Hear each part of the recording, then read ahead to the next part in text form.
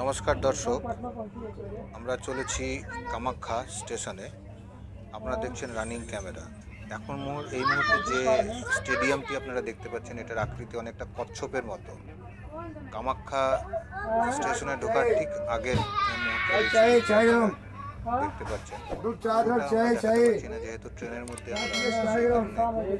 পুরো স্টেডিয়ামটা আমরা দেখাতে পাচ্ছি না বলে দুঃখিত।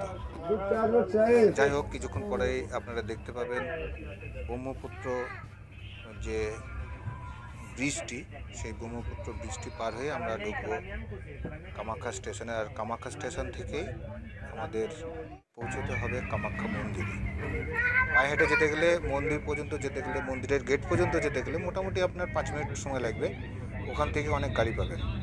নমস্কার, ধন্যবাদ।